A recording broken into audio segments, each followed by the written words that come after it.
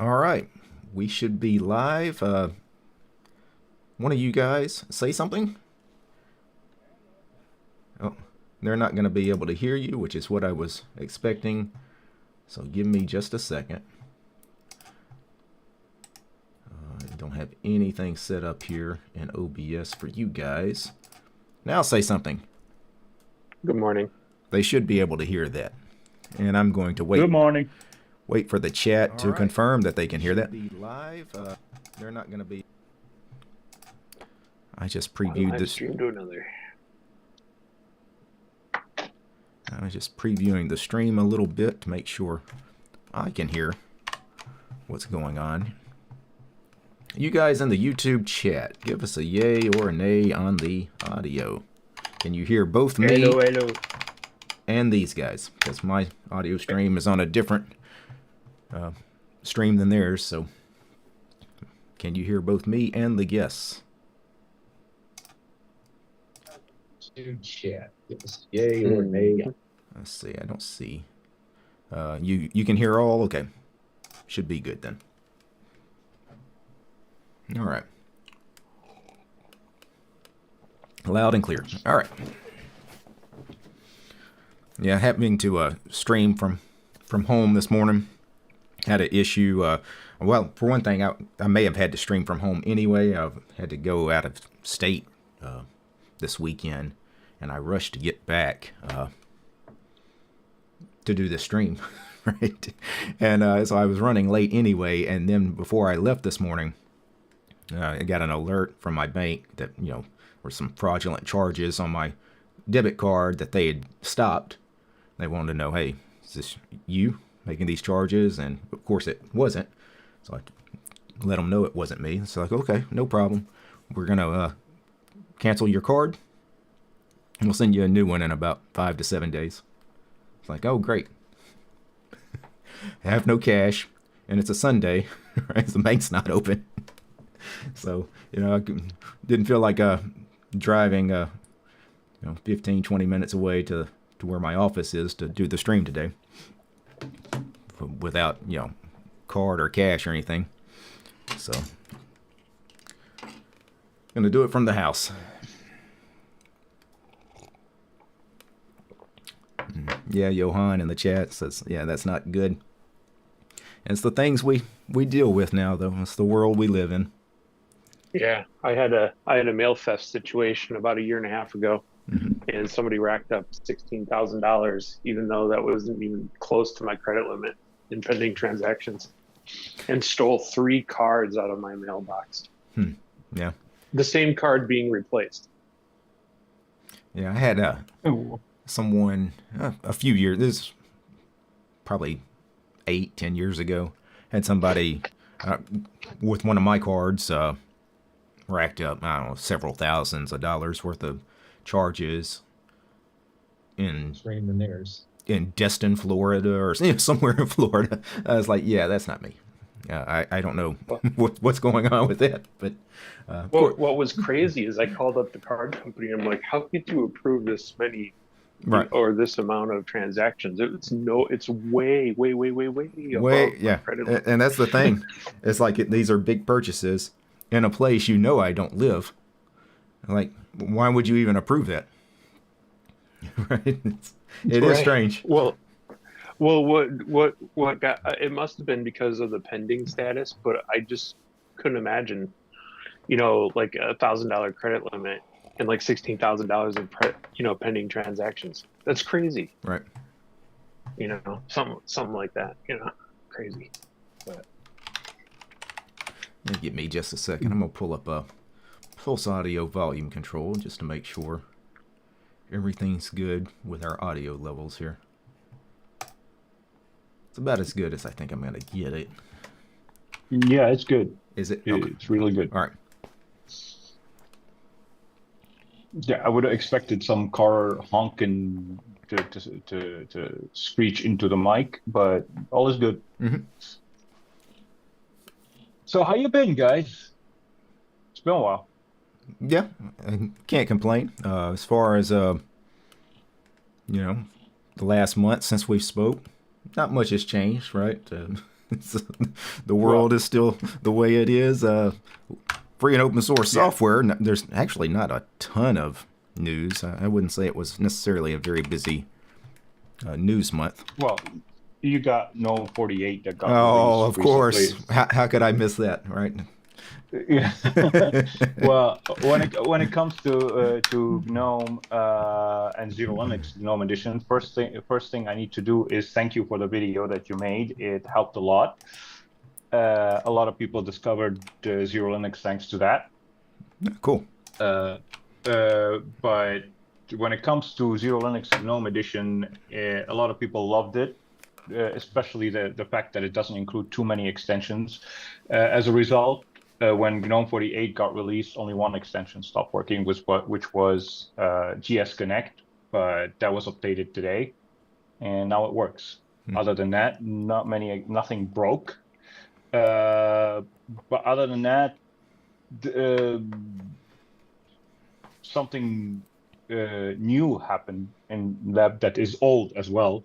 They bombed an area where I used to live. Oh. So there's that. Good thing I don't live there anymore. Mm-hmm. But in other FOSS news, I had my interview with Brody again for the fourth time. Oh yeah. But this time around, I didn't hold back. I just told everyone the way things are in FOSS, and yeah, some people came back to me. They said wonderful interview. Not a lot of maintainers have the balls to say what you said, but you were courageous. I'm like, yeah, somebody should have said those things a long time ago. Right. Like we cannot keep adding things and willy-nilly. You expect support, so the more we add, the more we need to support. So unless we are willing to or able to put the support behind it, we're not going to add anything extra, because we keep Zero Linux keeps getting, and I imagine all distros keep getting, why don't you add this? Why don't you add that? This desktop environment, this window manager, do this, do that. They think that everything is easy. It's like a click of a button. It's not. And we respect everybody's likes. We just we have to put a limit somewhere, basically. Yeah. So we cannot maintain 1,000 different desktop environments and window managers that we don't even use. How are we going to provide support if we don't use them? So Well, it's kind of like me with Window Maker Live. I love the Window Maker desktop environment, but it's only available on a few different things that I don't use. So it's a lot harder for me to use it regularly rather than just update it every week and, maybe play with it for like 5, 10, 15 minutes. Yeah. Yeah. And something else changed in the Zero Linux world. Someone donated a 7800 XT to get me off of NVIDIA, and I'm enjoying it right now. I just finished reinstalling Zero Linux, and this time around I installed Windows in dual boot, because there will be those those side games that I want to enjoy with trainers. And if nobody knows what trainers are, they're basically tools that allow to inject cheats in the games. On Linux, it's possible, but not without running through different tools and stuff. Sometimes they work, sometimes they don't.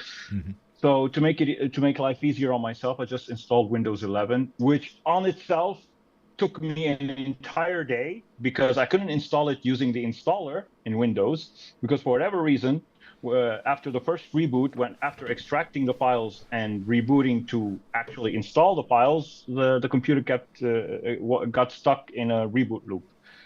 No matter what I did, no matter what version of Windows I tried, be it Windows 10 or 11, same issue. So I had to do it the Arch way. Basically, just do it something called DISM. I extract the image manually to a partition that I create and go that route. bypassing the installer completely. Thanks to a user on my server who pointed me to that guide. It took me an entire day to get Windows installed, but now it's installed, and it's just for 2 games, God of War Ragnarok and Doom The Dark Ages, that's coming in May, because I like to enjoy those games with cheats. Because I like the story, I don't like the challenge. I don't like to die multiple times. So now I have an AMD card. My system is 100% AMD. I got the RX 7800 XT for a GPU and Ryzen 9 5950X, 16-core, 32-thread CPU. So I'm good to go for another 5 to 6 years. So that happened, which brings me to something. Sorry, I'm taking a little bit of time, but I want to get the people in the chat's opinion on this, and you guys' opinion. Okay. But I recently been part of a live stream with a friend of mine, a French guy, Air Max. I don't know if anybody knows him. He makes his videos in English. On the live stream, what he discovered was he has Windows and Linux. He's got an RTX 4090 and the RX 9070 XT. So he's got the best of the best, and he tried both on both Windows and Linux, and he discovered that if you are a content creator and you want to benefit from content creation from the encoder, you should go NVIDIA on Linux. If you are a gamer, on Windows. If you are on Linux and you are a gamer, you should use an AMD card, because gaming-wise, you lose upwards of 30% going between Windows and Linux on NVIDIA. Mm-hmm. On Windows, it's 30% better. On Linux, it's 30% less good. So if you're a pure gamer, you do nothing but game, it's better to go AMD because it's better on Linux.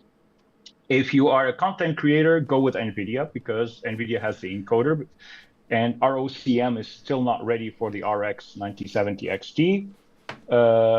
So I was thinking, what do you guys think? I was thinking of having a machine with Windows dedicated for content creation, on which if I want to, when I'm creating content, Linux content, I just use a capture card to capture the Linux computer on which I'll be working on. But the actual streaming / content creation machine would be Windows, because OBS is having issues as well on Linux, especially if you stick to the flat pack. I don't know if the native package has issues, but the official Flatpak has a ton of issues currently on Linux, and issues that have been unmaintained and unpatched since July last year.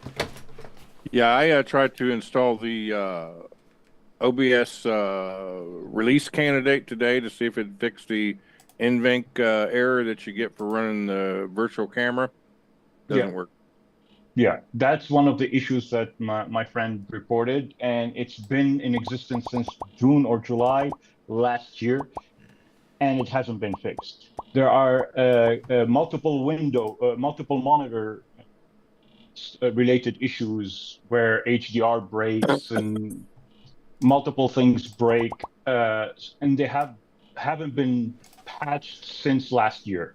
So because of all these issues compounding one on top of the other, the only solution for him at this current time was to switch to Windows, because on Windows everything works. So they're targeting Windows more than they're targeting Linux right now for whatever reason. So that's why I was thinking of having a dedicated content creation machine on Windows, and I do everything else on Linux. What do you guys think? Yeah, it's always been a bit of an issue with OBS because the lead devs, I don't know if any of them actually run Linux as far as like their equipment. So, you know, a lot of times when you get these cross-platform pieces of software, even though they're cross-platform, I mean, if the lead dev, especially if he uses Windows or Mac, you know, then obviously, yeah, there may be some Linux support, but yeah, it's not the greatest. Yeah, and it doesn't. What doesn't give me confidence when I talk to the to the OBS developers on Discord is the fact that they call Ubuntu Linux. To them, Linux is Ubuntu, nothing else. They treat it as if no other distro exists out there. Well, to them, they're probably just going to make sure it works on Ubuntu, and if it does, hey, it should work on everything else. So, I mean, I'm sure they're not testing it on every distro, right? Well, not every distro, but distro base, basically, because the Flatpak is the official package, cross distro package, and they don't. I reported a couple of issues myself, and the only reply, if I get any replies, it's like, did you do this? Did you do that? After having mentioned that I already did everything, it's like they're not reading my entire issue on GitHub. They're reading the title and they're answering according to the title, but they're not reading the content of the post. So I'm like, that's frustrating. So. Yeah, but as far as if you want to install Windows, like, hey, go for it. I mean, there's actually it doesn't happen as much now, but say 10 years ago, a lot of people that made Linux content, you know, Linux video channels on YouTube or Linux audio podcasts, most of those guys were actually creating that content on a Windows computer or a Mac. Like, they weren't doing it as crazy as it sounds. Yeah, I've tried. My friend tried Casio. He's on CashOS. Yes, as Johan B said. My friend is on CashOS. He's a CashOS fanatic. But he on the side he tried other distros. It's the same issue. And okay, granted, he doesn't like Flatpaks. He installs the native package, but still, he tried the Flatpak on the side just to see if the issues would disappear. No, there are more issues in the on the Flatpak than on the native package. So that's not a solution. Yeah. It's using Linux the past few months. I'm not going to say past few years, but past few months. There's a lot of developers who have projects that are stagnating, not receiving any love anymore. For whatever reason, I don't understand it. So it's becoming frustrating. That's why it's now, I consider it good for some people, for some use cases, to have Windows on the side. Not use it on a daily basis. We are FOSS people, but it doesn't hurt to have Windows on the side for the niche cases where it's required, especially when issues are left unattended like this. I disagree. Yeah, and I am a Windows user. Yeah, I disagree because I haven't had a Windows machine in like 16 years. Like, I mean, I guess if you don't know what you're missing, you don't know what you're missing, right? Because I have no idea like what I would get switching from Linux to Windows because it's been so long since I've tried it. So. I didn't say switch. I never said switch. I said have a Windows machine on the side for the niche cases that where it would be required. I never said switch. Okay, well, temporarily switch while you're using a different computer, then, if you like that.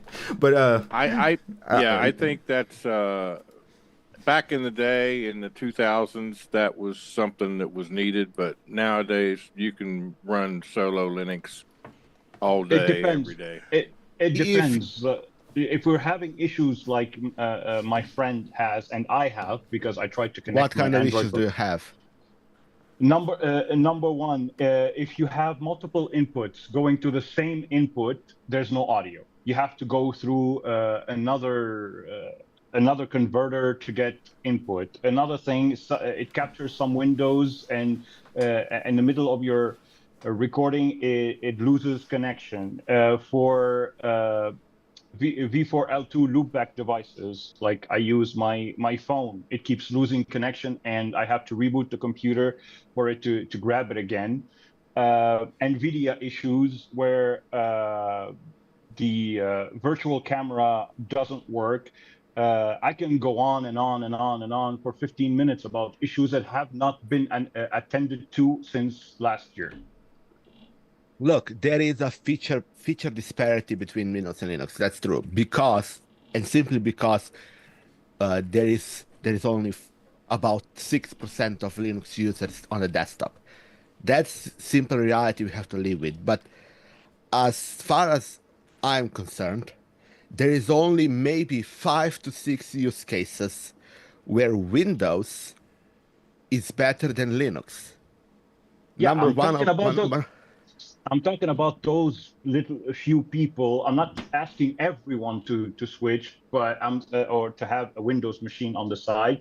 Only people who are having issues on Linux that developers are not fixing, or whatever, have a Windows machine on the side, just in a pinch, to use in a pinch, while the issues get fixed on Linux. Well, Steve, I'm not asking. Steve, it sounds like no, you should work around them. Yeah, because that's the same thing you have to do on Windows. If there are issues, and issues are also on Windows, you have to work around them. Like, that's simple reality of you're using a computer, a tool that was made by programmers, and I'm a programmer. I know that ain't exactly a big bar to reach.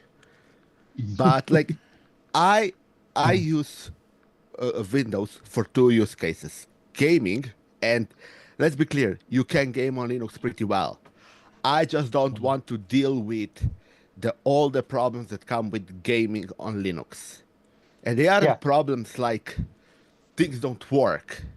There are problems like that sometimes you have to just spend a tad bit of time getting things right. And I ain't gonna do that, because when I want a game, I want a game. I don't want to faff with my computer. There is no other issue there. Just I don't want to deal with my computer in that specific moment. Second thing is video editing, which is where, sorry to all of you Kden Live enjoyers, Linux and open source software doesn't get to the freaking heels of any solution that isn't Linux enabled or isn't standard on Linux. And the only one that like is on Linux that is anywhere as good as solutions that are only available on Mac or on Windows is DaVinci Resolve, and even that is on Linux, about as good as like it's not actually as good as its version on Windows, which is why I'm going to be switching from Premiere Pro to DaVinci Resolve soon, and I'll be still using Windows to video edit because it is that much better of an experience. Exactly, that's what I'm saying. So sometimes the experience on Windows for some niche things is better than on Linux. That's why it's good. No, I'm not saying it's the best, but it's a good idea to have Windows on the side, not on the main machine, but on a side machine. Steve, you don't need our permission to run Windows. If you want to run Windows, let's run it. No, I'm not asking. I'm not asking for permission. It sounds like you can run Warp OS if you want. Yeah, like nobody cares. Reality, good morning. Use the tool that works best for you. Yeah, but as Voice of Liberty said in the chat, it's hell to dual boot Windows unless you're doing it on separate drives. No, unless it's you're not. doing it. If you're doing it on the same drive, it's doable, but not without some caveats. Like, for example, I'll give a very simple example.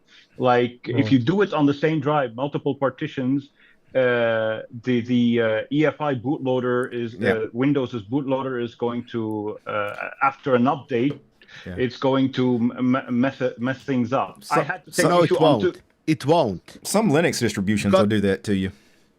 You want to know why it won't? Because you're using EFI. And you probably aren't actually using EFI, you're using CSM, which is a shim on top of BIOS to allow UEFI-like behavior, which is what you should disable. First thing you should do is disable when you're running dual boot. You should go to a pure EFI environment. Why? Because then you're going to be using GPT, and I'm not talking about a large language model. I'm talking about GUID partition table, which does then allow you to normally dual put. If you're using CSM, you're actually using MBR as a basis, and MBR is one of the worst things imagined for today's era. At the time, it was great. Agree.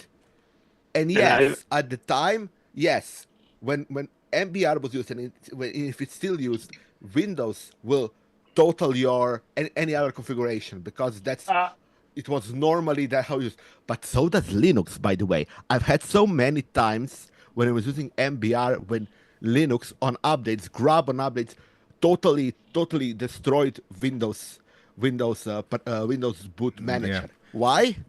Because it does exactly the same thing. There was a time Windows Boot Manager. Yeah, there was a time when Manjaro had a really nasty habit of doing that, and if you happen to be dual booting Windows and Manjaro, they would be competing. Yeah. To wipe out the bootloader. Yeah. Like you update either one of them, they were going to get rid of it.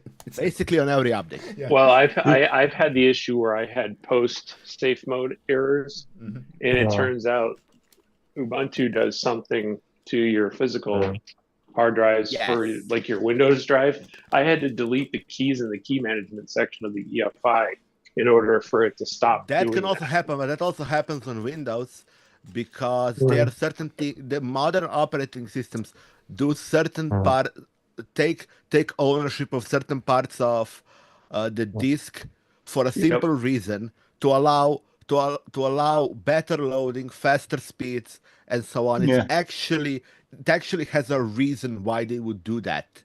Yep, it is understood. A hell of a reason. Yeah, it's annoying when you're dual booting, but I would remember people who dual boot. I don't do it anymore. I have virtual machines for that. People who dual boot are about 1% of 1% of people. Yep. Okay, but I would have to agree with you, Big Pot, on the CSM issue, because I forgot the fact that I had CSM enabled on my BIOS. That's why when I installed Windows, I saw a Windows Boot Manager on my Linux partition. That's why in the end, when I was able to install Windows using the DIFM method because of issues, I had to pull out. I pulled out all the other drives from the system, installed it with one drive connected. Then I inserted all my drives, connected all my drives again, and everything was peachy. But when I went back to my BIOS to see what was going on, I saw that CSM was enabled. You are right. CSM is a nightmare. If you turn it on. Also, by the way, if you're installing Windows after installing Linux and you have Linux drive plugged in, make sure that you do not have, or you know what you're doing, of course, because it can be done easily. If you know enough about UEFI, make sure to not unplug the drive, because that's not actually necessary. Just make sure that when it selects the GPT partition or the EFI partition, it creates a new one, not selects the old partition, because while it doesn't actually wipe the EFI, grab EFI from it, but it takes precedence in such a way that sometimes on some BIOSes you have to actually go around that because BIOS or UEFI actually goes and and deletes the old grub entry, because some UEFIs are a bit annoying like that. Some of them leave all the entries even for 5 years back, and some of them delete them right away as soon as something else is on the EFI drive. I hate it. Namely Dell laptops and ThinkPad laptops. There has been fine in regards to that, I must say. Well, actually, it still makes me mad, because sometimes, last time I had to actually go and delete Windows Boot Manager when I was having it. Yeah, well, I still have a boot entry for Bazite on my ThinkPad that I installed when I was in Serbia when I first got the laptop, which I wiped 5 months ago, 6 months ago. It's still there on my ThinkPad, so I had to go into the BIOS and manually delete it. So that's why I say ThinkPads as well. I'm gonna be honest, I rather like that it keeps all boot entries than to delete all of them whenever a new boot entry is created. That one is the option of keeping them is a lot easier to manage than to delete all of them when new one is created. Some people like it, some people don't. I don't like it, so I had to delete them and keep just Zero Linux, because on the ThinkPad now I'm sticking to Zero Linux now. Well, I don't care, because I see that menu once every blue moon, because that's when I need to boot. Yeah, not boot even. When you go to the BIOS, they only show in the BIOS, so they don't even show in Grub, but they show in BIOS. How many times are we going into the BIOS? Once every blue moon. Yeah, like literally never. Me about three. That's why I don't 3 times a year, maybe. Right. Exactly. So I'm gonna go this week into my BIOS, because I need to reinstall my OS, because I'm going fresh, and I'm going with a new architecture of an operating system. I actually was in mine last week, but that was just to boot off a different drive, to change the boot order. But other than that, I mean, I never go into my BIOS for anything beyond booting off a specific, like an external drive or something. Anyway, DT, I heard the little birdie told me that you were going to take on the Debian challenge. I was, but I've been out of town for a couple days. I'm not at the office today. I tried to install it the next day, though, on my office computer, and I could not get the Debian's mini ISO to actually boot on that machine for some reason. Well, it would boot, but when it launched into the graphical environment, what should be the Ncurses installer, it's all like pixelated, and you can't even read anything. It was really weird. I thought maybe it was a corrupted ISO, so I went and grabbed a different one, and it was the same thing. I don't know what the deal was.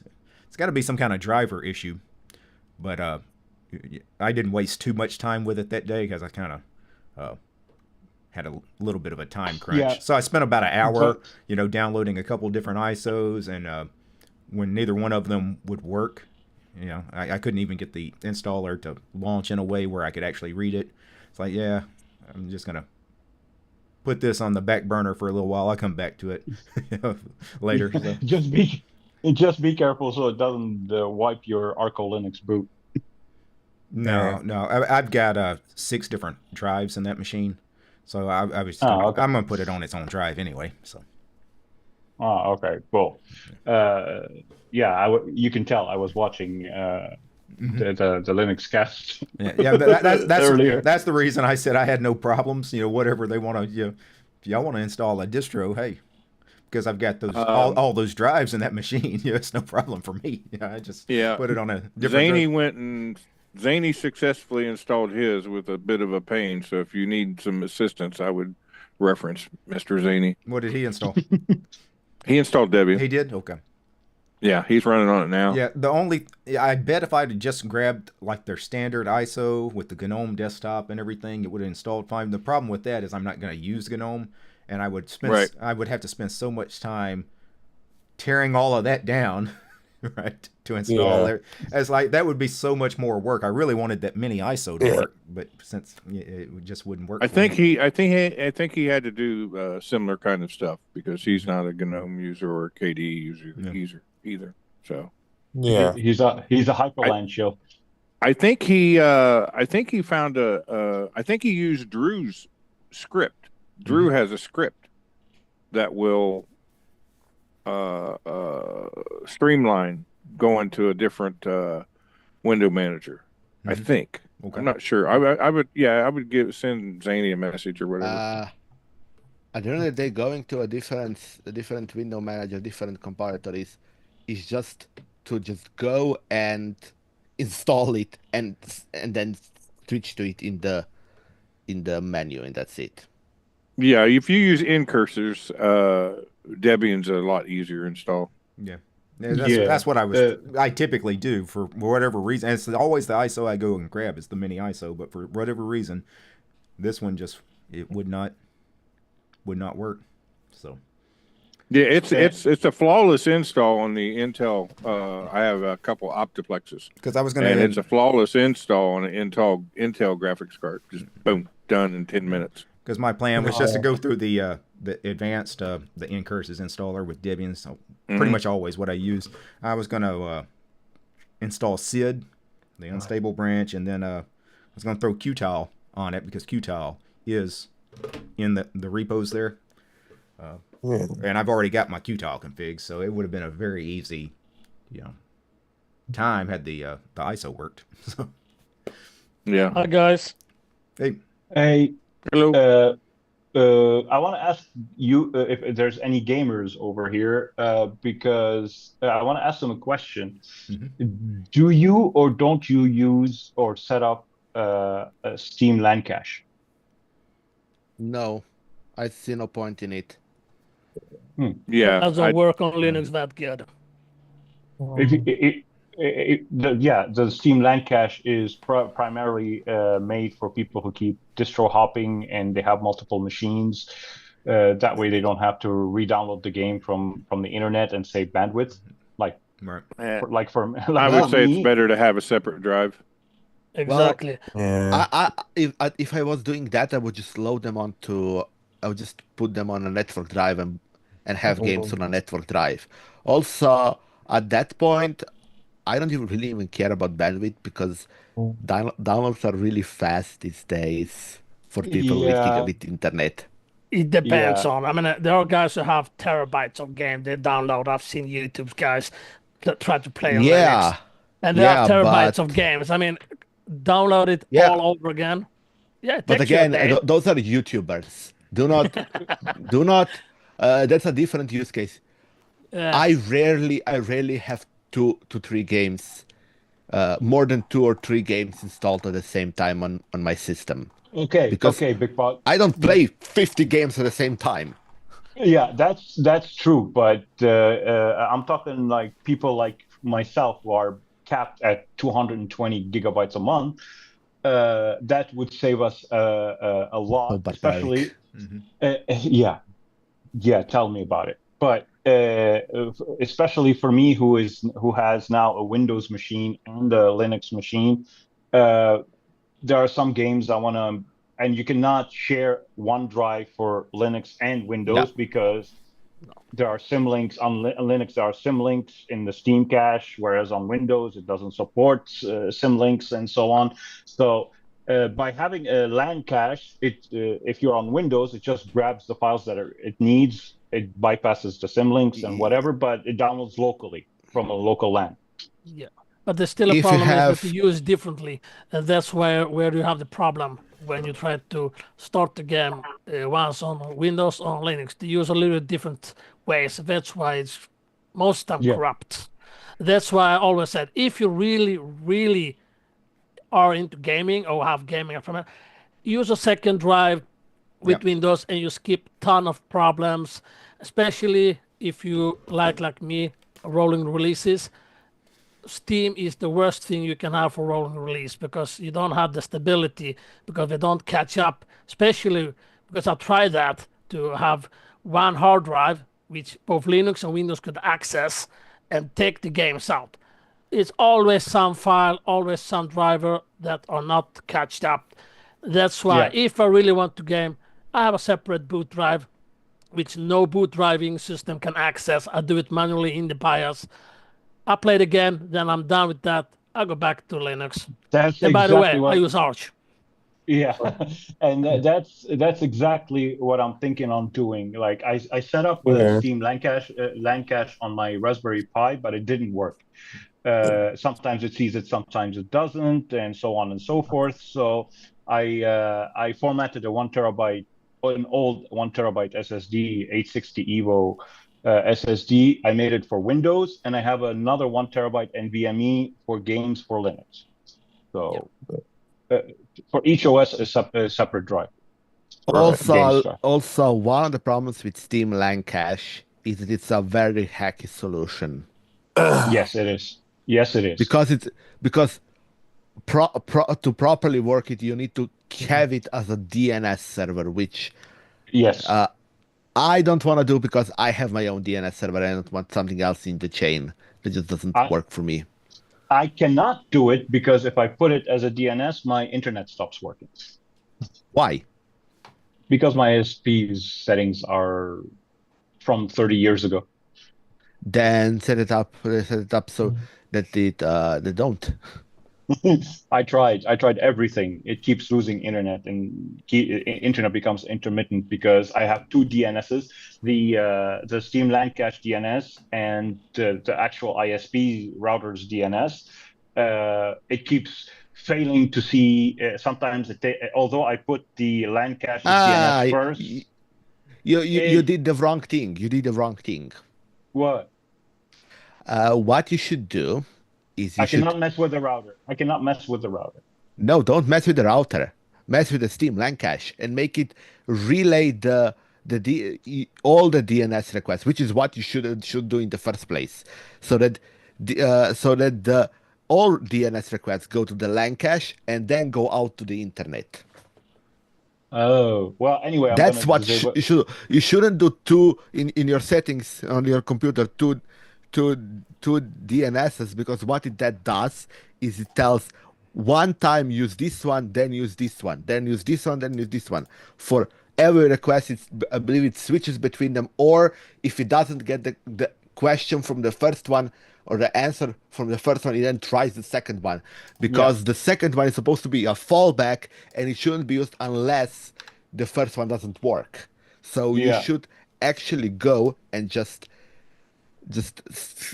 have one DNS, which is your LAN cache, and then that DNS goes to then that proxies the DNS to the internet if it doesn't have it in some partition, DNS table. That's how. That's also how what's the thing called? Pi-hole works, for example. It's literally the same idea. Yeah. Anyway, I'm gonna be wiping it out and using that drive for Windows separately. But yeah, it was something I wanted to try. But especially that the Raspberry Pi CPU is not that powerful, so transferring games will be capped at a certain speed, even though the network card can go higher. Because not necessarily. Is it actually that CPU intensive to just do a copy to drive, and is it? Yeah. Yeah, really? I checked BTOP on it, and whenever I'm transferring a game from the Raspberry Pi over to my local computer, the CPU is pegged at 98%. Have you tried less intensive system monitor?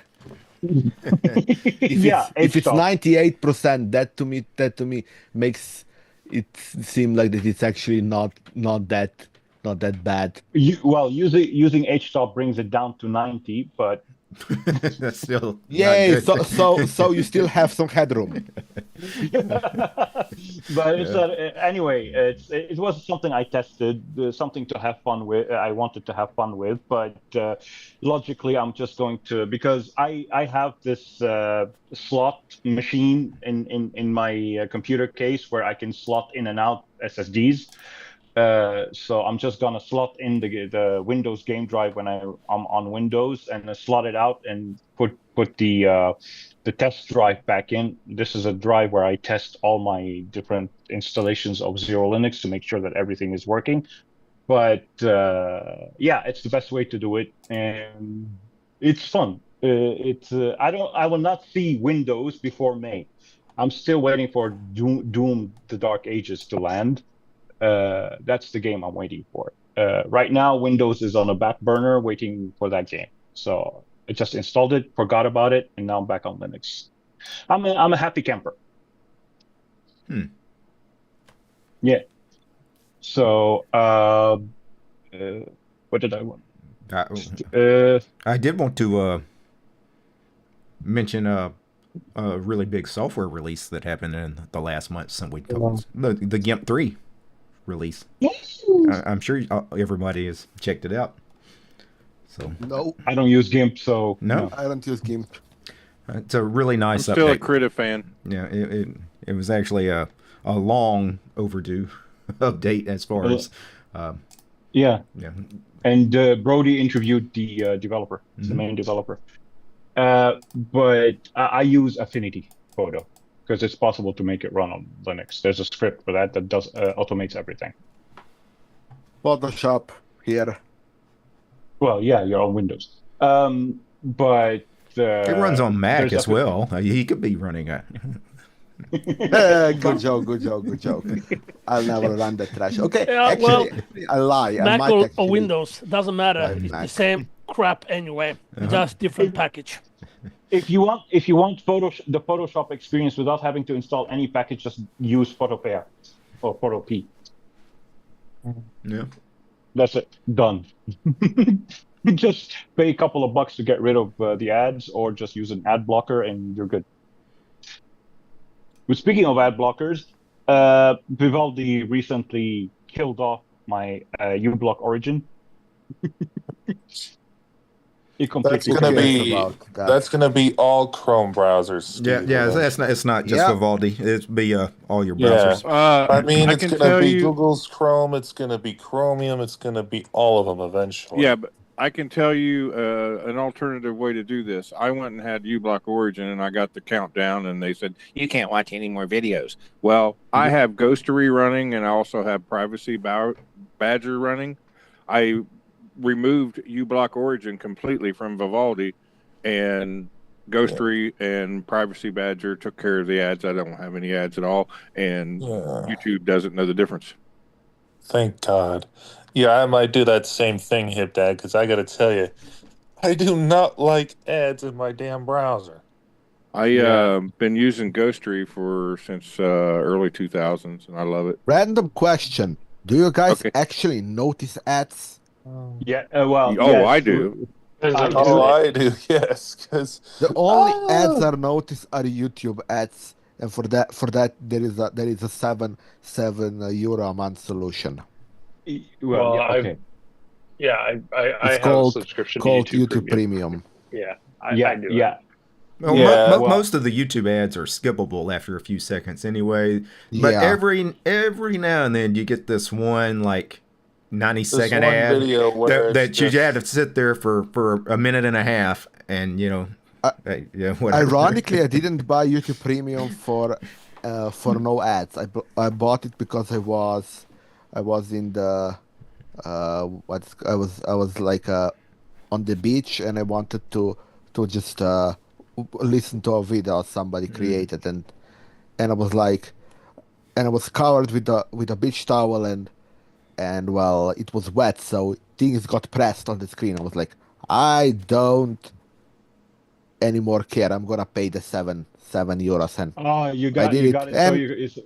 So you can listen to it while the thing is locked. Screen is off. That was my reason to buy it, and now I use YouTube Music.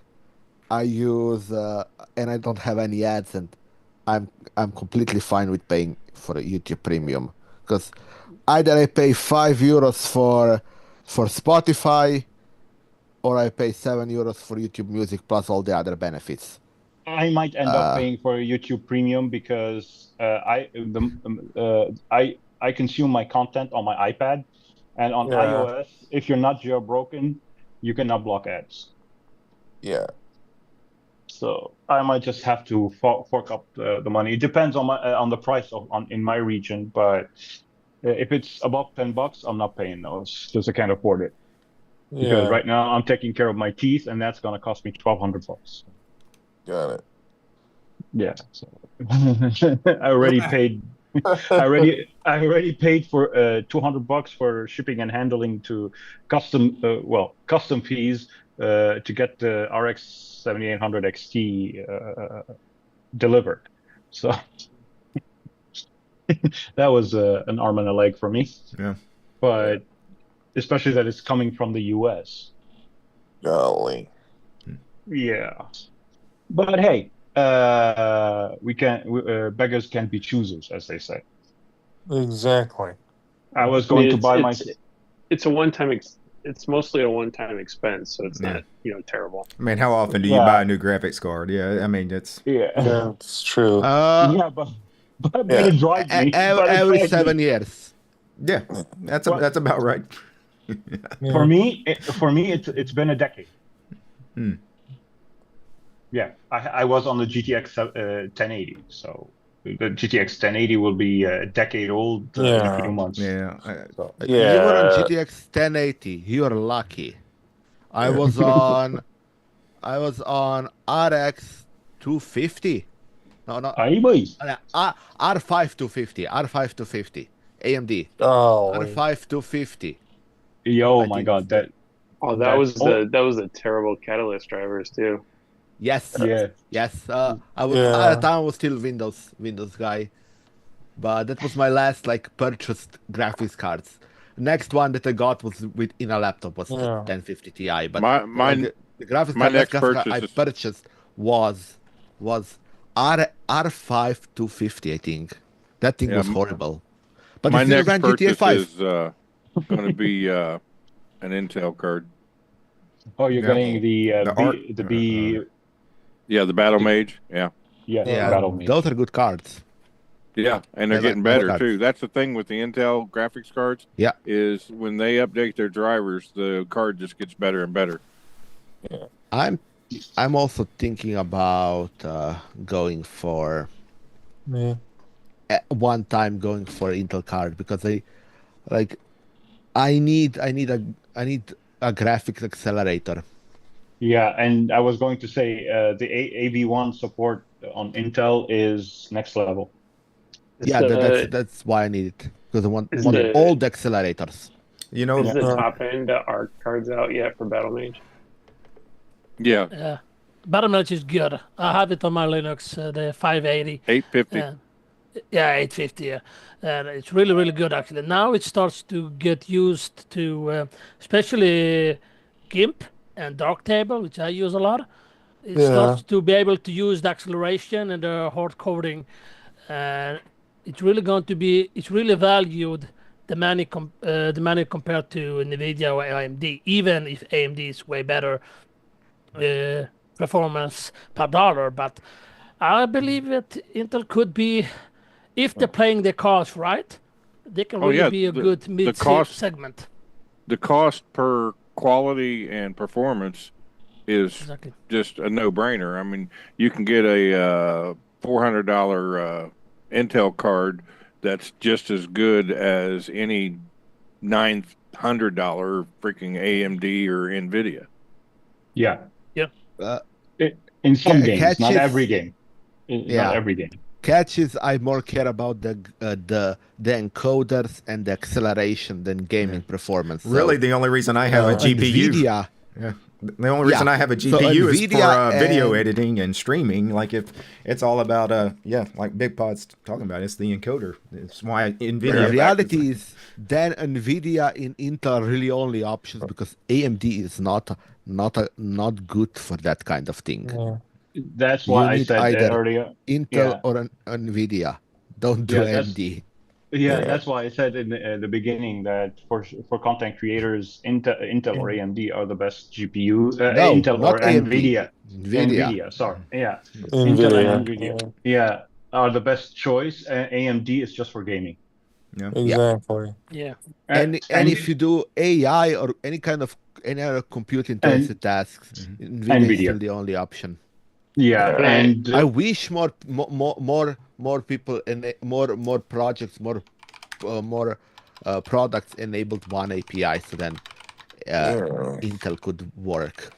yeah, and for I don't and care for about ga- I don't care about ROCm. I just care about the one API in CUDA. Yeah, Goodness. and for gamers who want to benefit from MSR4, FSR4, Windows is the only solution on AMD because FSR4 is, according to TKG, who works for Valve, it won't be getting to Linux before 5 to 6 months. Golly. Yeah. So Yeah, but if you yeah, don't play, there is no reason to pick anything else than Intel. For me, I don't play much. I do have a gaming machine, but with the 79 XTX, but I don't think I bought it since October last year because I'm on my new computer and Intel for photo and video. I I'm can't like you. complain. I'm like you. I'm like you. I spend more time working on Zero Linux than actually gaming, but uh, there are a couple of games that I would like to play, but unfortunately, I need my trainers, so I'll have to play them on Windows. Right now on Linux, I have absolutely zero games to play on Linux. So I have like 20 games installed on my Linux machine, but I don't play any of them. I just keep them up to date. The only game I play on Linux, that's old Nintendo and some old DOS games. So I don't think they're going to use my graphic card anyway. That you mentioned Nintendo, I have my Steam Deck to play those. Yeah, I mean, I'm primarily a gamer. Gamer and Discord. That's my most common thing, and YouTube. That's it. Yeah. Let's see what I play these days. I actually am so amazing at these that I forget what I play, even though I played yesterday. Yeah, Repo is a good game. It's fun. Let me boot into my Windows remote system to see. Don't mention Windows. I'm getting headache. Okay. Currently, I'm playing Anno 1800. I know. I have played that too. It's a very good game. Actually. By the way, it works on Linux as well, but I just don't want to deal with it. That's the Linus Tech Tips game. Actually, I tried on Linux Civilization 7 because it's native for Linux. So, well, and of course you got to play Zero AD. I mean, geez, come on. Every Linux user should play Zero AD. Of course, I have. That game I have. Actually, like when I played, it would take me a long time to set up Zero AD out. for me because I would need to get a graphics card into my Linux desktop because again I do everything over remote systems, so my Linux system doesn't have a graphics card. Yeah. Only my Windows system do. You play remotely, like with the latency and everything. I've done that with my iPad and my Dark Zero. What latency? What latency? Oh, you don't notice it anymore. You No, don't notice it, man. I have I don't think there is much latency over a fiber cable on in 20 meters. 20 meters. Okay. Yes. Okay. And most of that 20 meters is the length of the cable, not the distance between the machine and me. Yeah. I trust you. In the chat, I was going to answer a question here from GK Sudo. DT, have you tried Qtile with Wayland? I have tried to log into Qtile on Wayland several times in the past. I've never actually had it work.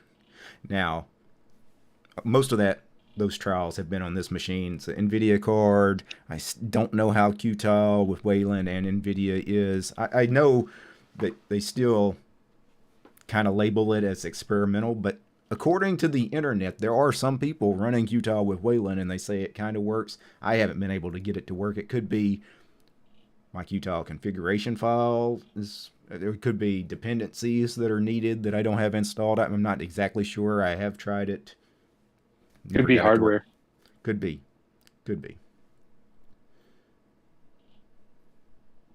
But you know, I wrote in chat. Yeah, there probably is some amount of latency because it's a remote system, speed of light and all that. But honestly, most of the time I don't play latency problematic games like shooters. There's definitely and latency. Even when there's whatever the distance is, there's got to be because of physics, right? Few microseconds of latency there is. But like I don't play things like shooters, and even if I do, honestly, I don't notice that bad of an latency. Like I would notice latency that I notice when I'm not home. If I play remotely when I'm not home, but at that point I more blame Wi-Fi than the actual connection between the router that I connect to and my machine, because I hate Wi-Fi. Wi-Fi is shit. Yep. Yeah, I like good. Wi-Fi. Yeah, well, I got Wi-Fi headset. I can go to the kitchen and fix pizza and everything. I have Bluetooth headset. No, I actually well, that's headphones. different. He means wireless, not working. No, I actually ran cable through the whole house so I could actually have proper Ethernet on any computer plugged into any room in the house. Yes. Because I don't do Wi-Fi on a desktop. Yeah, I'm plugging it in. Well, I don't do Wi-Fi on the desktop. I do. DT. I'm cabled to a DT. Wi-Fi router. DT, or you Verizon can Wi-Fi. you can run cable over your house. You have those flimsy walls from America. Yeah. Well, I have a much harder time running cables through cinder blocks. Yeah. The problem with the walls, though, you do have to fight the insulation because they'll be stuffed with insulation. So it is kind of hard to fish that wire down the wall without. You can at least fish the wire. Yeah. What? I'm gonna make a hole in the brick. Yeah. That's what some people would do. You almost have to drop a string. I wouldn't do that, but some people. It depends on if you have vermiculite in the block. That's what makes that worse. Yeah. Well, the other thing too is that a lot of times you have to run a string down and then use the string to fish it through, rather than there's trying there's actually a better solution. You know your chain links, the little gold square flat chain links. They're heavy. Okay, you put those through the wall instead of string because the weight will let it drop down to the bottom. Well, of the wall. yeah. You have to weight it. When you're coming from the top down. And if you have insulation, you hope you have the paper backed, so that way you can run it along the paper between the drywall and the paper. And again, at least you don't have brick in the wall. Well, yeah, I mean, at that point in time, you almost have to just, restrict it to the interior walls only, if you can. Yeah. Or put it on an interior wall and then run a cable around the corner along the baseboard. Duct tape is your friend. I literally, every wall is made out of brick, and so I can't even get cable out of the room. The only way I have a cable in my room is because I have above me a nice little another room, and that room is empty. Well, there you go. That's the only reason I have a cable in my room. Otherwise, I would have to deal with Wi-Fi, and the same reason which makes cables hard to run in a European house is also that same reason why Wi-Fi is shit in Europe. Yes. Yes. Brick loves to block Wi-Fi. Yep. And wood. Wood, not so much. If it's properly dried wood, Wi-Fi goes through quite well. What I meant by wood was trees.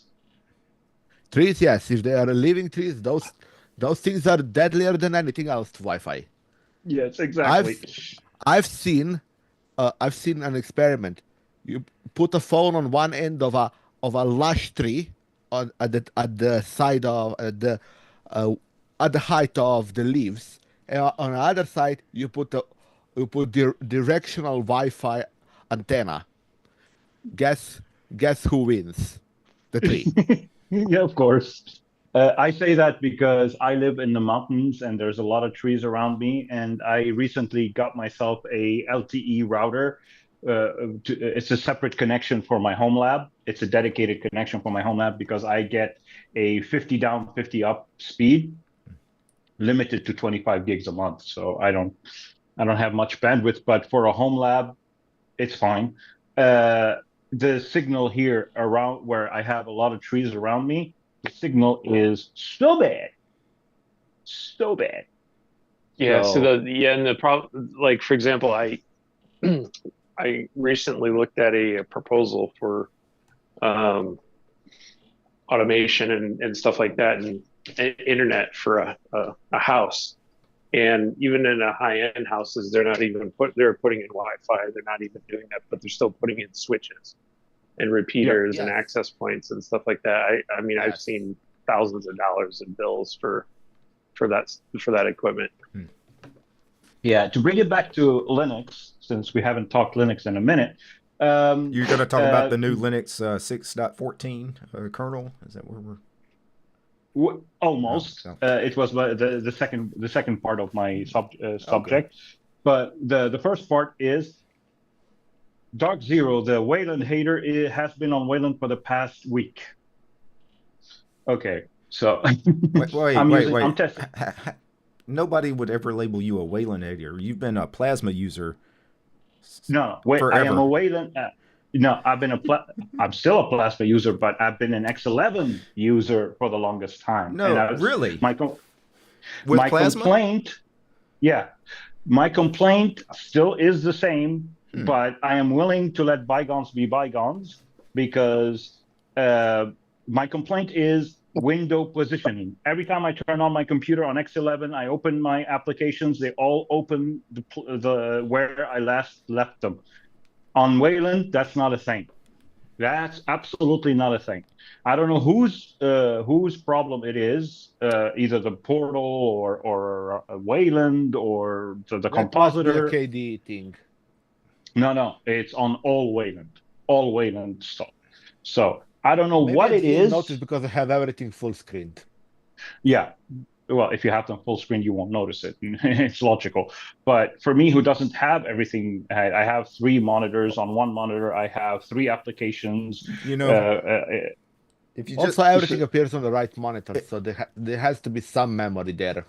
You could install GNOME and try. No, GNOME has the same issue because. Remember, I have Zero Linux GNOME. Every window I opens on the main monitor in the center. Mm-hmm. No matter that doesn't happen to me.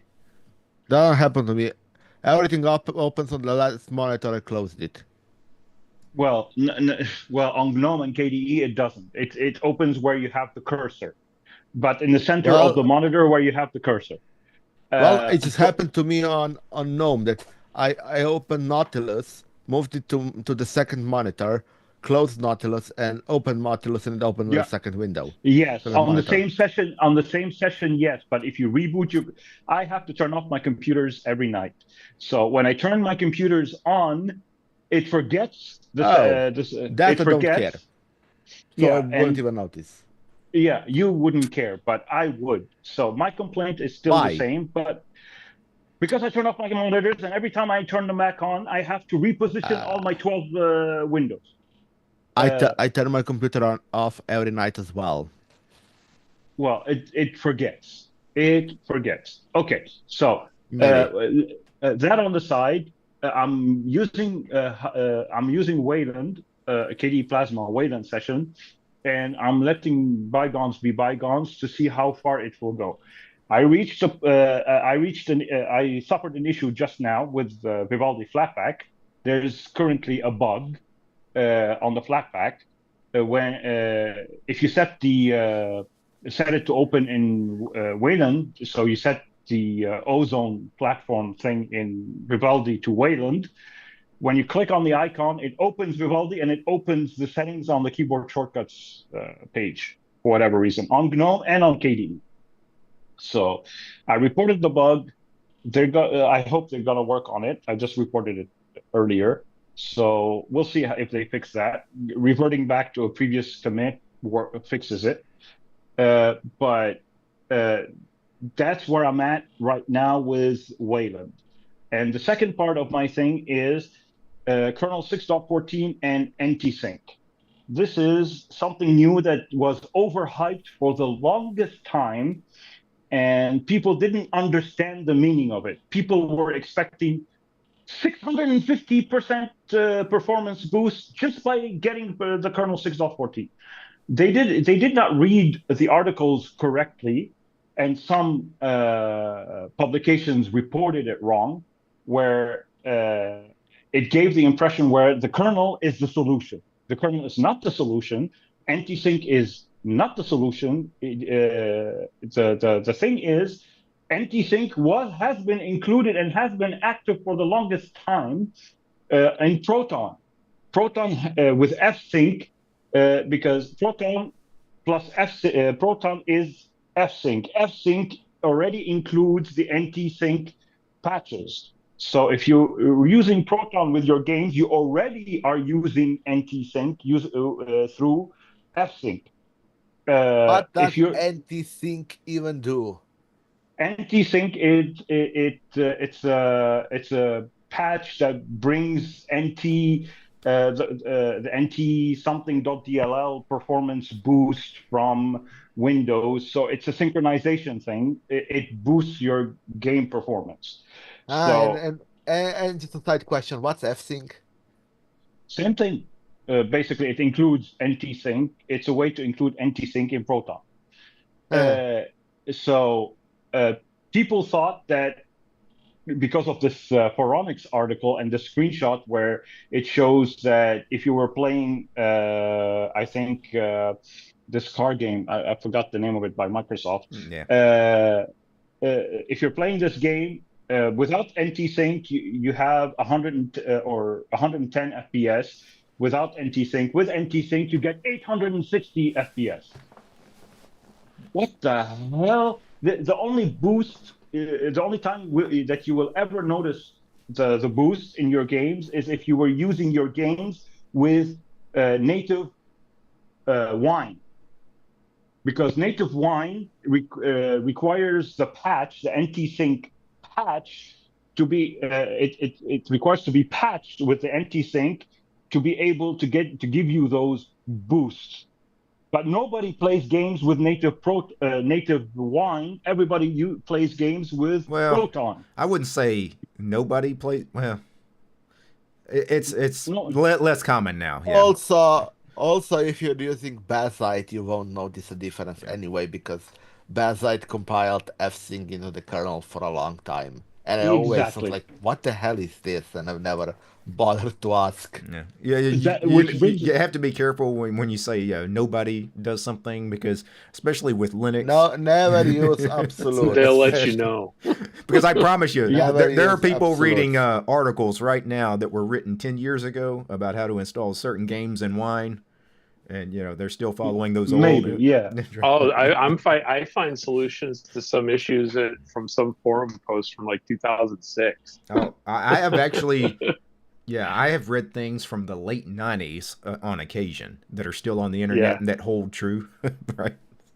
That's my time, man. Yeah. 90s, yeah. Oh, you can tell that website was created in the late 90s, because it'll just be plain black text on a white background with no formatting. It's like, oh, I remember this internet. Oh, GeoCities? Yeah, GeoCities, man. Yeah. Yeah. And I think, anyway, Proton, I hope at least, Proton will make it more standardized with Steam Deck and all that gaming will be more easy, because the biggest problem I see with gaming on Linux is still too fragmented. Yeah. Everybody wants to game their own way. And if we want to catch the developer to do games for Linux or Proton, at least, then we need to standardize it, at least some parts of the driver system. I did want to, Steve, just to clarify, are you saying 6.14 doesn't have a performance boost? Because that was kind of the... You were saying it really didn't matter at all? Well, what I was saying is the kernel 6.14 only applies the boost to the people who use games with native wine. If you're using games with Proton, you're not going to notice any boost. You're going to notice very little boost, if any at all. Yeah, that's correct. But if you are using native wine, yes, you're gonna notice a significant boost, but not the 650% that the Phoronix reported. Yeah, that's correct. I read that article too. That's talk about that. Yeah, I read that article too. That's why I brought it up. Something like I thought. Yeah, I should thank you for correcting me, DT. I shouldn't use absolutes, but very few people nowadays use native wine, unless we're talking about. They're probably not using it for gaming necessarily, but they're probably trying like desktop applications. For some special software. In Linux, I pretty much, if it's not in Steam and using Proton because it doesn't have native binaries in Steam, I'm using Lutris or Crossover. Yeah. I use Crossover. There's another place where gamers are going to notice a boost. The gamers who use native wine with those kinds of games that you get from those kind of paint me black places. What? Yeah, I have no idea where he's going with that. Yeah, I have no idea. Those kind of games. Those kind of games. I think I get what he's going, so let's just move on. Yeah, I'm assuming it's going to get us demonetized if he tells us where he's going. So we won't talk about those kind of games anymore. Yeah. Exactly. Because... But just to say that the kernel 6.14 is where the only time you're going to notice the boost is if you're using native wine with some applications and or games. Yeah. Yeah. By the way, DT, do you know if 6.14 have a native support for the chipset X870? Because I can't find any information about it. X870, I can tell you. Yes. Okay. Oh, we got a quick yes. Preliminary support. What's that? That's Intel AMD. What's that? X870 is AMD. Yeah. Probably that's the chipset for the latest motherboard. I have an X870E, and I still can't find any support for it. That's why I said, why not? It has. I don't have preliminaries. If any earlier kernel had support for it, this one does too. No, this one brings preliminary support for the X870E, X870 platform, and the AMD. It brings better support for the AMD 9000 series GPUs. Oh, that's good to hear. Because my new computer, I want it to be 100% operative. It works fine, but I noticed that. Especially 5.0 PCI NVMe disk, they're not working on peak performance, if I may say. But it's working well.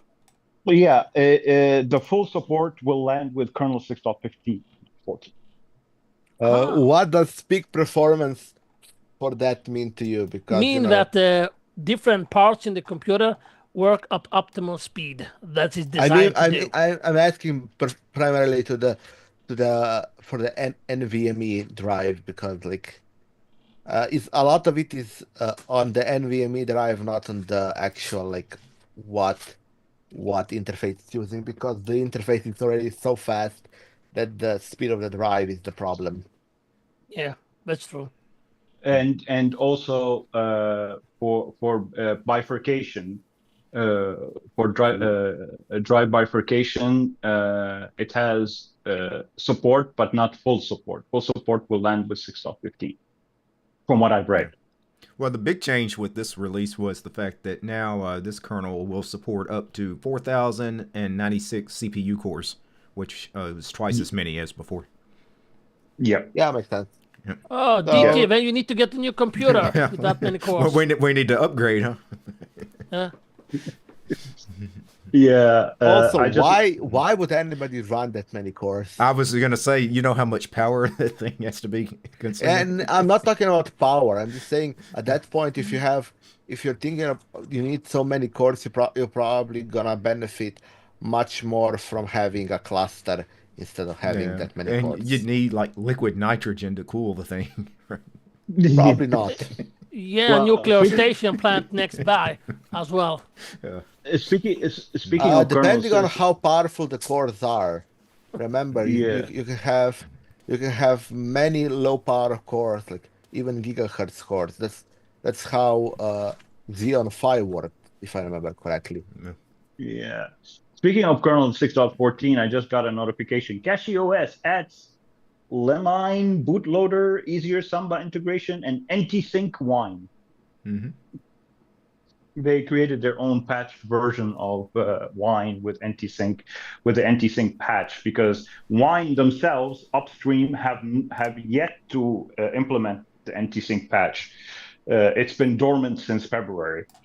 So they took the patch and they applied it themselves, and they uploaded the package to their repositories. So that's one benefit of a custom distro. I wish I could do all these things, but hey, I can't, so I don't. That's why you use Arch, by the way. And actually, that's thanks to DT, because he made a challenge a while ago to try use Arch for a month, and I'm catching up on that. And now I'm stuck with Arch. You're stuck with Arch. Been on Arch for 2 years, man. Yeah, but that's thanks to DT, because I used OpenSUSE before all the time. Well, yeah, mine was during that whole challenge thing too. It started with 30 days. Then Matt went to 2 years, and I did okay. I got like maybe 3 weeks from doing 2 years on Arco Linux, but then I went ahead and switched to Arch Vanilla. Yeah, I've been using Arch since 2020, so. I'm using Arch now, but with GNOME. Well, GNOME is not bad. Actually, I have to respect GNOME, because they don't do what KDE does. They don't throw a ton of bullshit at their desktop environment. That's why it's hella more stable than KDE. And I'm using it. You realize that. I am using it on my laptop, which has an integrated AMD GPU, my ThinkPad, and it's been a breeze for how many months now? 6 months, 6.5 months, and I'm loving it. The only caveat I have is I cannot visually tell if I committed I pushed the commits upstream or not, because they don't have the check mark or the yellow exclamation mark like Dolphin does on KDE, but that's a minor gripe. Git status command, and you will see everything. Yeah. XFCE is your friend. Well, speaking of XFCE, guess what, HipDad? The installation the installation script that I created for KDE and GNOME and Cosmic, I kept Cosmic separate, but I merged KDE GNOME and I added XFCE to the list. Nice. And I want to ask you something, Steve, because since you do so much with the Arch ISO, I was playing with it a week or two ago, and I was having issues with just the plain Arch ISO with its keys, like just doing a standard like command line install, even with Arch for that particular ISO that I built. Do you ever have? And that seems strange to me, because I had made no modifications or anything to the Arch ISO. I just built the Arch ISO, right? And it was just strange that particular ISO, when I went to do anything, it's like, hey, can't do anything with Pac-Man or whatever it is. All the keys are all jacked up. Okay. There are two reasons for that. Mm-hmm. Number one reason is one that Eric mentioned, is you have, when you boot the Arch ISO and connect to the internet, you have to give it 30 seconds for the Pac-Man to initialize the keys, and it's got to do it like a systemd start job or something. Yeah, okay. It's Pac-Man init, basically. Pac-Man it's a service for Pac-Man init. Yeah. The other reason would be, and that happens very rarely, is for whatever reason they ship an outdated keyring package. You just have to do pacman SYU when you first launch it and have connected to the internet. Yeah, it's just strange that such a big distro can't do this in such a way that it doesn't have this issue, or if it does have this issue, it corrects itself. It's just the key issue with Arch is really frustrating because it happens all the time. It happens all the time. It's same thing with like the NVENC error that you get with OBS now. I'm pretty sure it's a Arch issue. It's not an OBS issue. Yeah, I discovered this through Eric, because I used to boot the Arch ISO and immediately start updating, start installing, and I would get that error.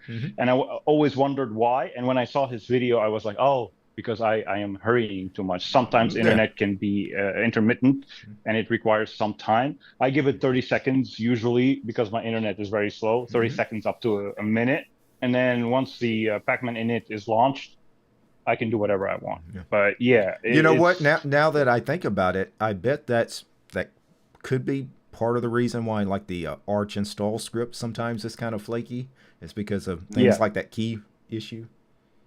Yeah, and because a lot of times with that, I'll kind of run through it. I mean, blazing fast, because I know exactly the options. Or I don't do too much with the Arch install, but if I'd use the script, I just I go choose whatever window manager I want, and maybe the username and password. Right? That's I can get through that thing probably in under 30 seconds. So I don't go through the profile section. I just install basic Arch and I do everything else in chroot after the install is done. I prefer it that way because I have more control. The profiles don't give me a lot of control because I don't know which packages is installed. Who's going to read a wall of text full of packages? So I just let it install basic Arch. Once it reaches the Arch root phase, I just say, yes, I want to Arch root, and I start installing my packages there. Actually, the way I do it is I install Arch minimum, and everything else I need I add after I got it booted and running. Then I know that I got the latest, because I noticed that on Arch sometimes you don't get always the latest package. It sometimes is one version behind. Even you have the latest in the servers, especially when you're using the Arch script. So that's the way I escape that. And that's why I know when I'm done, I have absolutely the latest of every file that's possible. And then it usually works fine. Yeah, that's why the command I run usually is pacman-syy minus the U, and then I put a wall of packages that I want to install. That way it updates the database, and then it grabs the latest. So, or I do it sometimes when I boot the ISO and pacman init is active. I just type pacman-syy. Once it updated the repositories, then I install the system minimal, and then in Arch root I do the rest of the packages. That's what my scripts do actually. But my script, what it does also is it installs extra packages and activates services that the Arch install script will never do, even if you install desktop environments. Like if you install Cosmic using the Arch install script, it's not going to enable the XGG user dirs. It's not going to launch. It's not going to run that. So you will end up with a file manager with missing directories on the left pane. You're gonna be missing downloads, pictures, documents if you don't run it. For whatever reason, they forget to run it. So what my script does, it fixes that. It runs the XGG user dirs, so it populates the folders. So I fix a lot of Arch install issues using my script. That's why I created the script, because I got sick and tired of having to rely on incomplete profiles and messy profiles. So I created the script, and I added XFCE to the list because a user on my server was like, I created the install script for XFCE, but would it be a great idea to include it in yours? And he kept nagging me, so I was like, in the end, I was like, okay, I'll add XFCE for those who want it. But it's all of those are vanilla; they're not custom. For KDE and GNOME, you can use, because my toolkit is included with all of them. You can just run my toolkit and apply my KDE or GNOME settings, and you will end up with a system that mimics zero Linux. Yeah. I think, By the way, if you use XFCE and you don't like the menu drop-down application launcher, Ben helped me use Whisker. Don't use the default one. Thank you. Yeah, Whisker is the best one. Whisker What are you wins. saying, DT? oh, I was going to Before I say interrupted. the Arch install. I think they went about that script the wrong way. I think if they would have just made it where the Arch install script just does a base Arch install, the same, like you end up doing it at the command line with just the absolute base, and then later you install your desktop environment and login manager and all that. You know, I think that would have been rid of the profiles. That would have been better, because really you eliminate the real pain point for most people, which is partitioning the drive, installing the bootloader, and all that. You know, keep all of that, but then after that, now you chroot and then pacman -s whatever packages you need. I think they were trying to do too much with that installer by having like 24 different desktop environments. You know, that's just it's too big of a project, I think. I agree 100%. Get rid of the profiles menu altogether and avoid people complaining. Yeah. Plus, people need especially when they don't update their profiles regularly. Because if you're mid of the month, you can get the old version even if you ask for the newer version. So when you're done, you still need to update it anyway. So it's like, why? Well, I think it's also important that you leave some stuff for the user to install. That way they know what's actually on their system. They know how they ended up with what they ended up with. Instead of sometimes using the Arch install script, you end up with things that are broken. And if you don't know what the script installed, hell, you don't know even where to look sometimes for the things that are broken. Oh, that's why I said go back to the really basic minimal. And then when you're done, you can get the new prompt.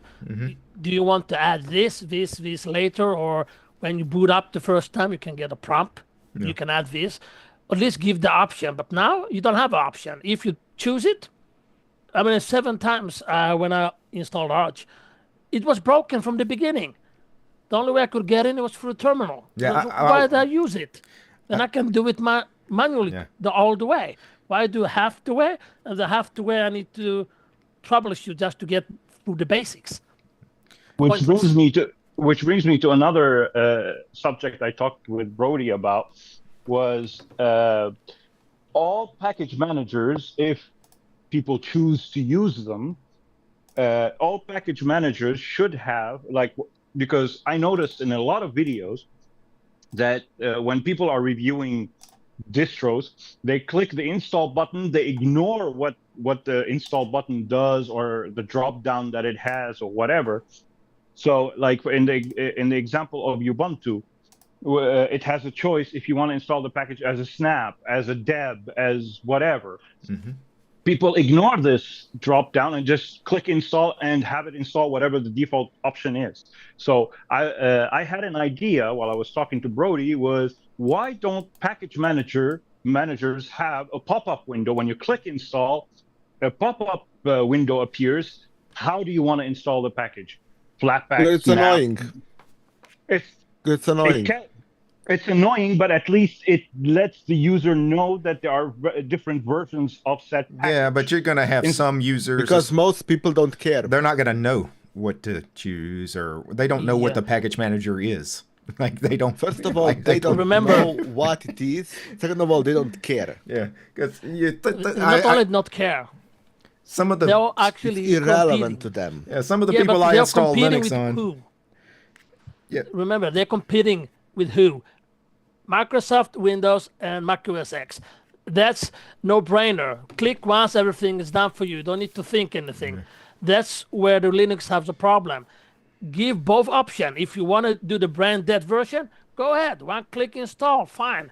But if you don't want it, you want to do it manually and perfectly, give it option. But most people are too lazy and they click one option. And Well, we underestimate how many like just normal people run desktop Linux, like people that don't know what a package manager is.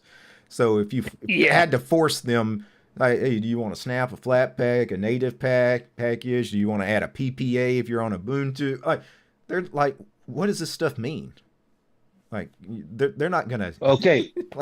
The reason I say this is because that way they would at least know where to report the issue. If they install a Flatpak, they would know that. But a normal user's not going to report an issue either. Like, that's not. He's going to complain. Yeah, he's going to run on social media and complain and call the distro shit. Yeah.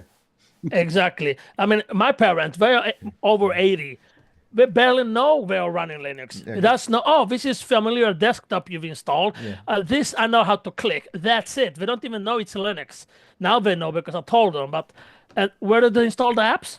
From the App Store, what's included in Ubuntu. And app stores. They don't even know. App stores are not built for us. They're built for the normies, right? That's not what. Exactly. They're not They are built for the Android, right. iOS. It's the Google Play Store, right? That's what it is. Where you click a button, and you're done. That's I'm sorry, Normal's a small town in Alabama, so you know.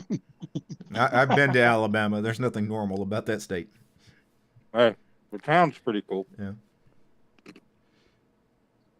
Yeah, but the only reason I thought of it is because with the whole bottle situation, like the bottle situation, they install the native package and then they go complain to the Flatpak developers.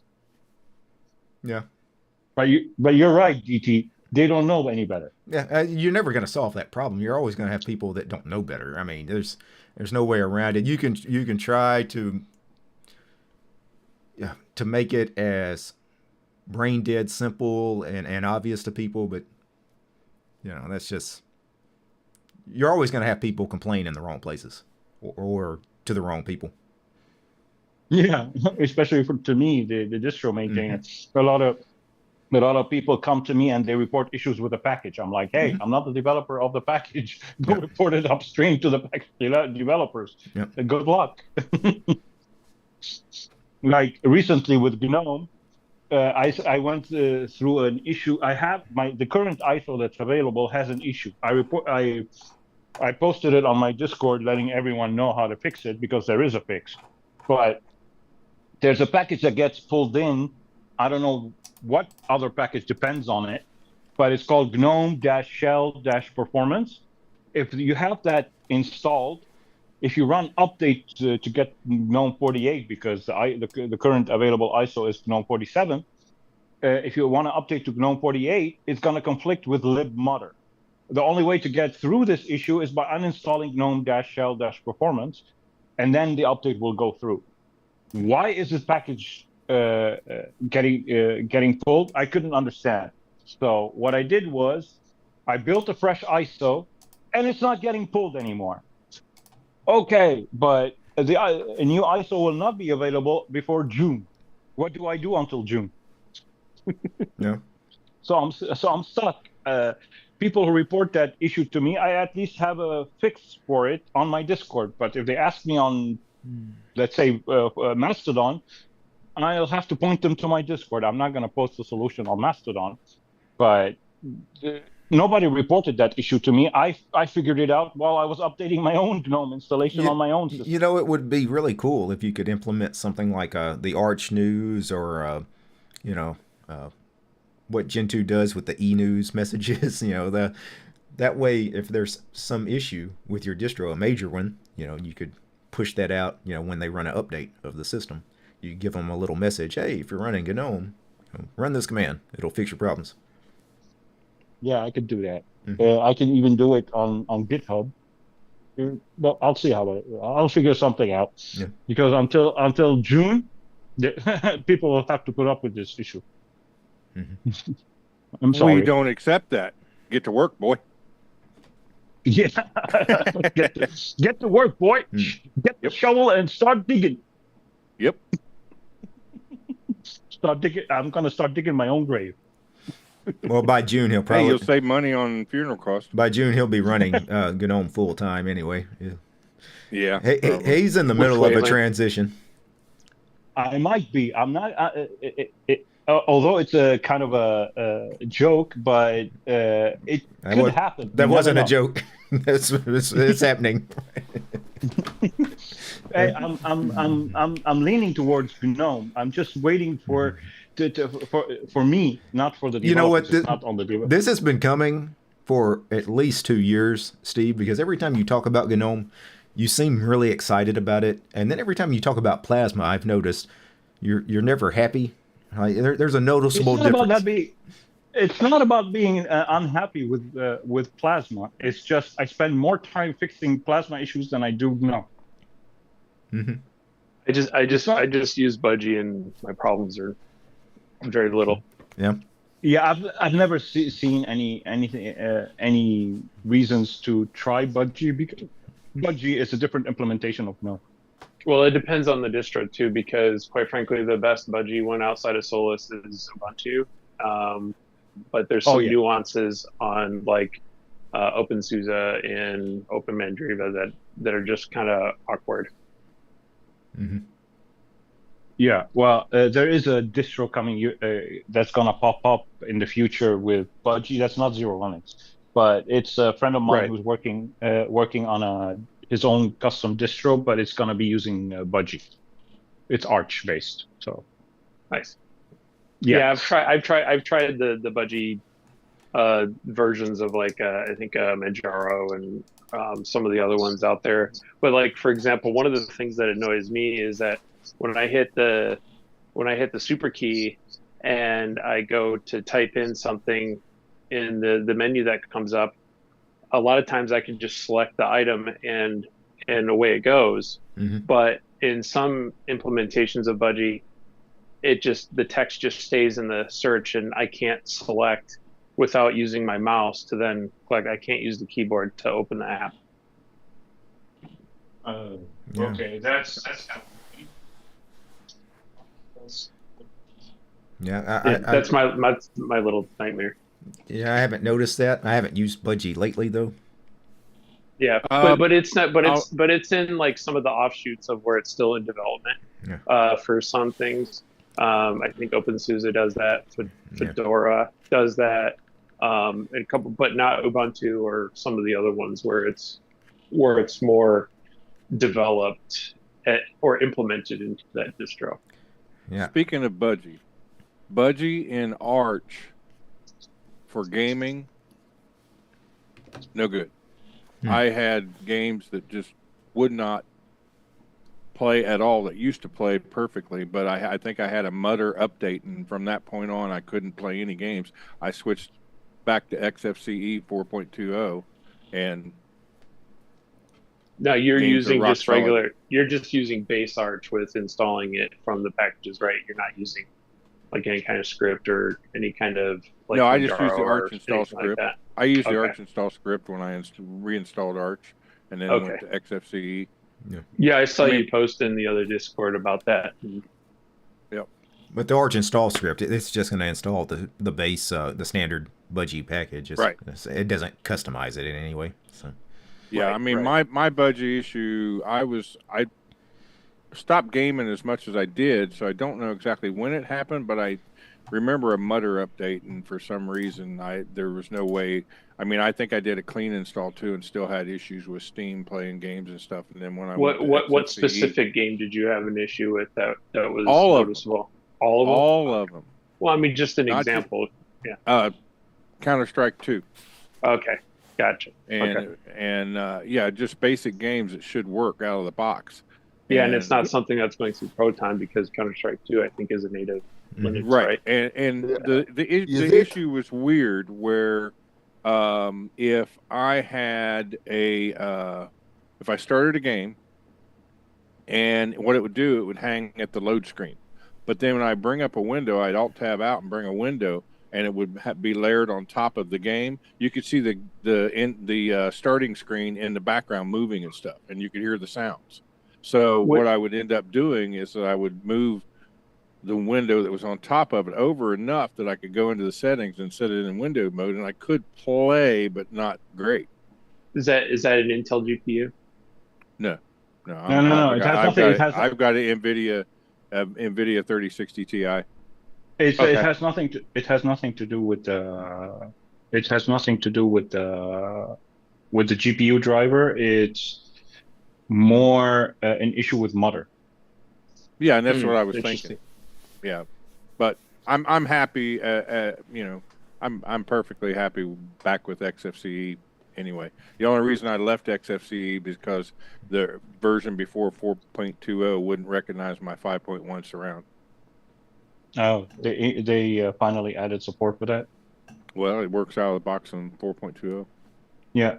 Another thing I wanted to bring. This is the last thing I want to bring up because I'm out of subjects. But one of the things I wanted to bring up is the likes of Bazite. Like, my friend has been doing distro reviews for the longest time, and he keeps making re-reviews and re-reviews of certain distros re-reviews of some distros, and one of them was Bazite. He visited the latest version of Bazite. I hope Jorge or George is listening to this.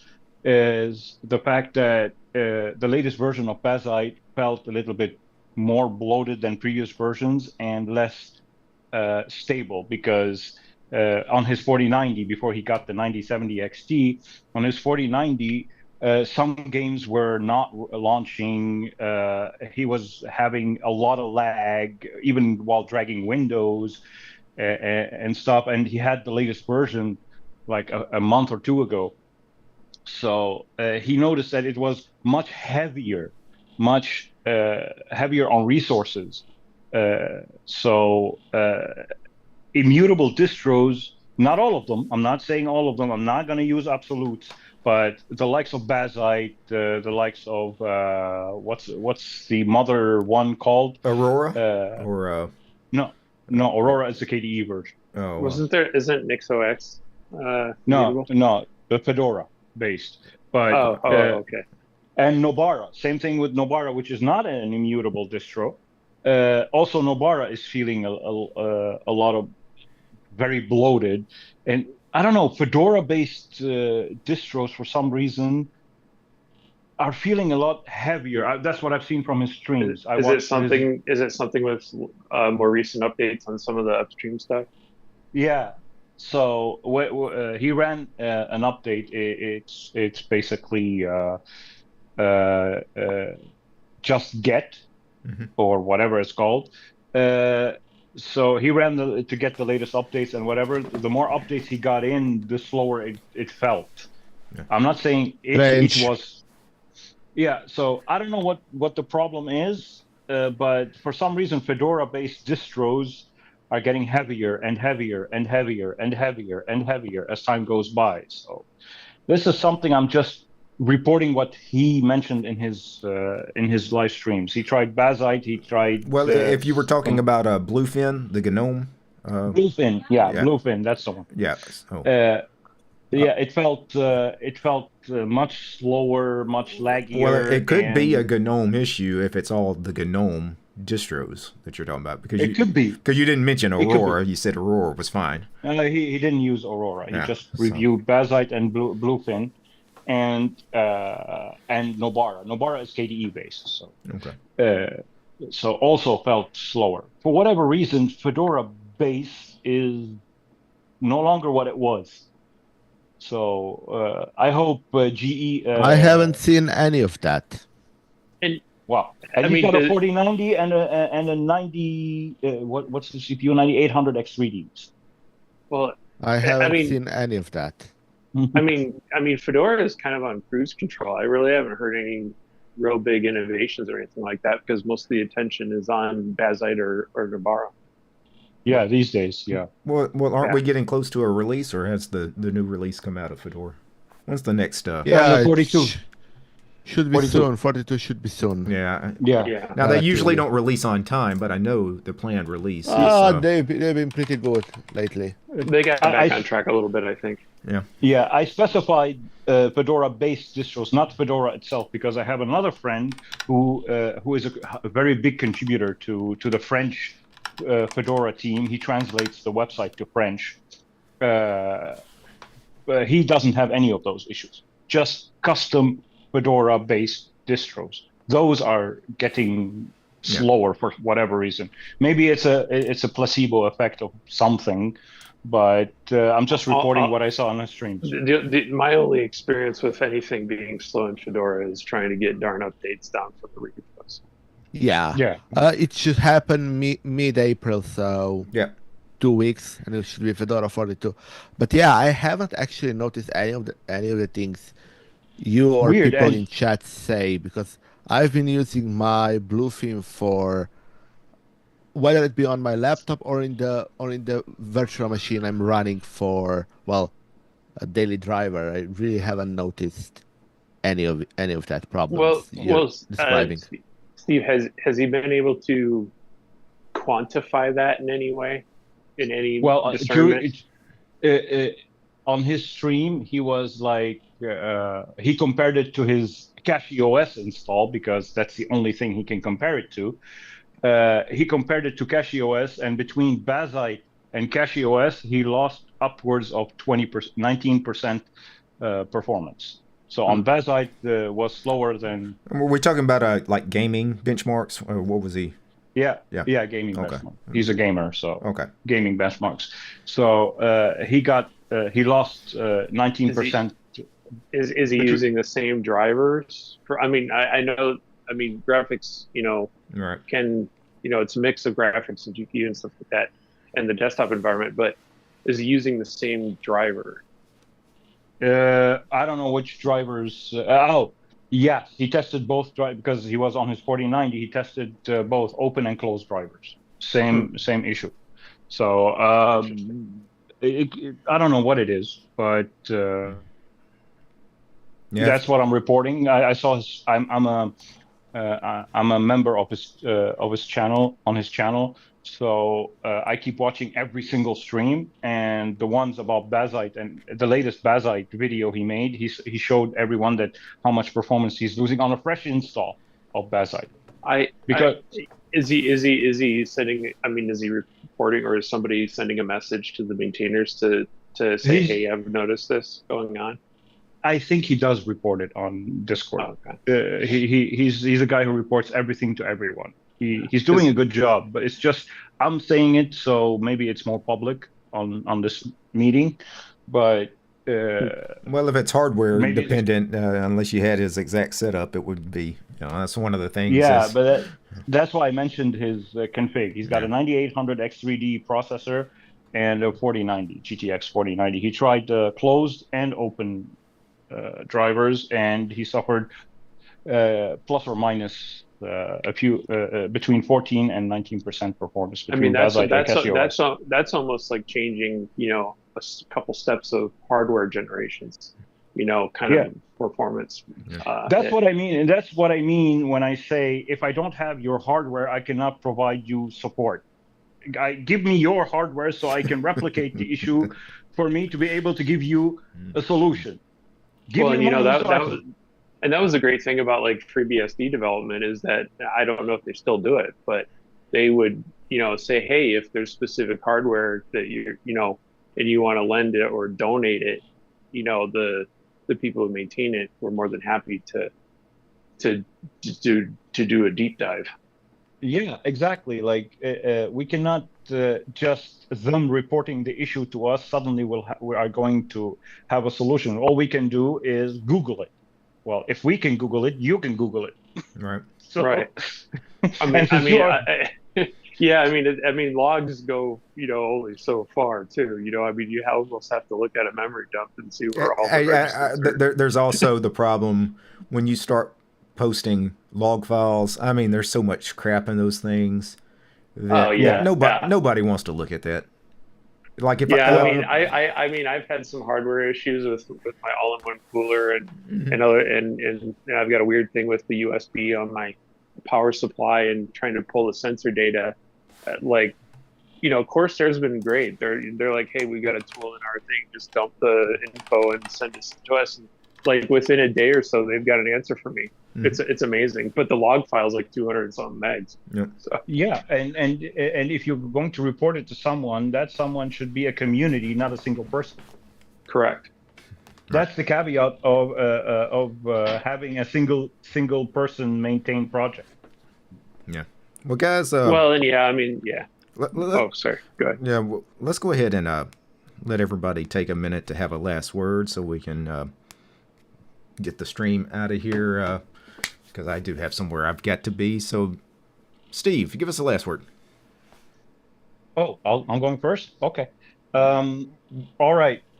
So please, if you're using Linux, learn how to read full documentation, learn how to report bugs the right way if you want your issue processed and solved.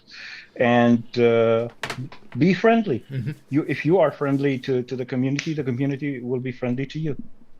Enjoy. Not me. Not necessarily, but I like the spirit of the message. Yeah.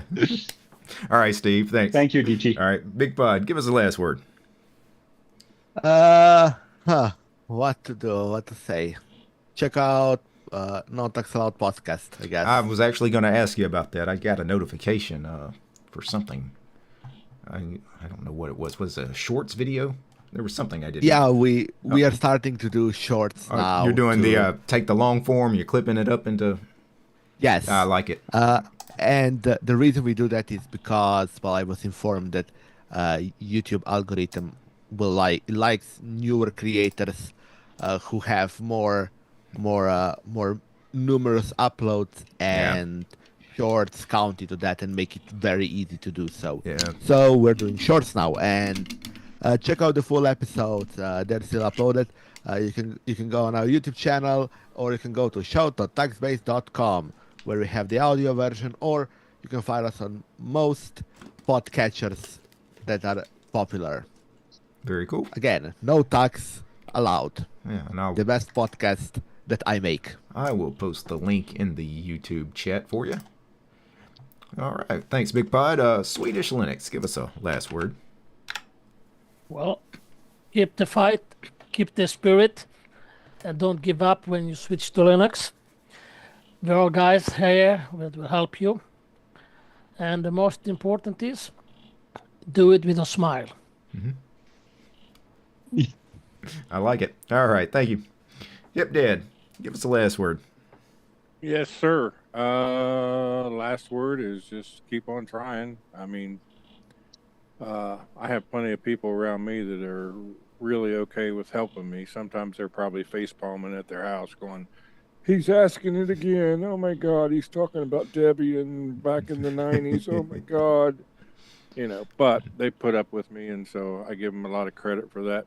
And I'm glad I'm part of the community. I'm glad you're with us, too. All right. George, would you like to give us the last word? Yeah. Thanks again for hosting these, and it's always a lot of fun at the end of the month. And it's support everyone, lift everybody up. It's the best we can do for each other. Yep. All right. Great message, George. And my final word is thanking you guys for being here on camera with me. And we had some folks that were here earlier on camera that had to leave early.